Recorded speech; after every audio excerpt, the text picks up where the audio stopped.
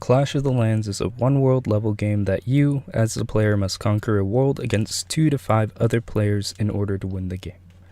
You play as a child of a higher god and must battle your siblings in order to gain the fame of your divinity. Starting out with 5 territories, you must gain other territories by using your divinity, either by stealing them from your siblings or trading with them. You can sell your lands to your father, who will in return either give you a positive or negative effect. Clash of the Lands will be rated E for everyone, and can have up to 5 players playing it. It will be a game that requires a lot of thought and planning, so we were looking to sell it to young adults.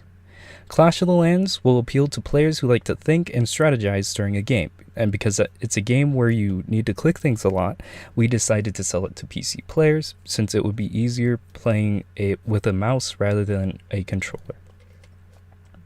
Clash of the Lands starts the player in a world where 5 different lands are scattered throughout the globe.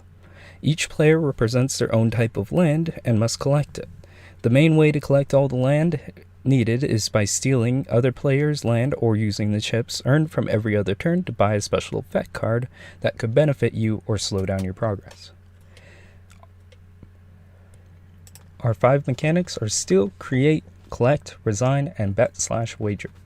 For our steal mechanic, the player can choose a piece of land from one of the other players and take it as their own. This gives players a chance to collect all of the same land cards from other players, or to deter their plans of collecting the same card.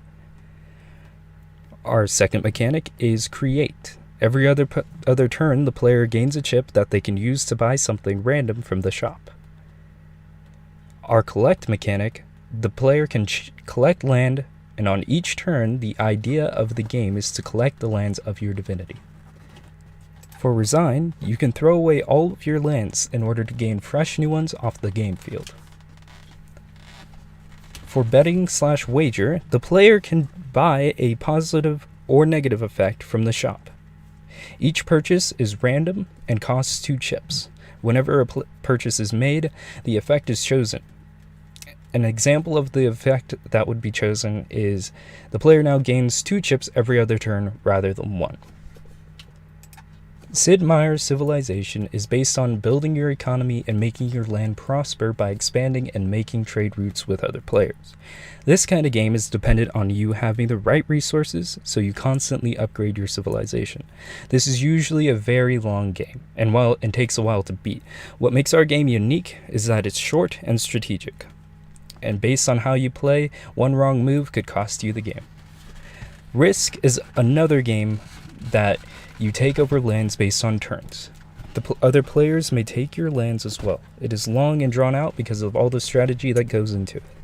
Clash of the Lands is unique from this game because we have shops that you can use chips to bet on and receive cards so that you can gain an advantage over your opponents.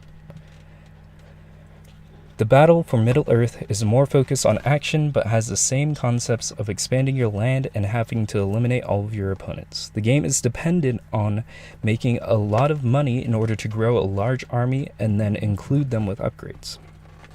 What makes our game more unique is that it isn't focused on combat, or if you have more chips than another player, you still have the possibility of winning if you decide not to buy from the shop at all. It all depends on the strategy used by the other players. That is Clash of the Lands.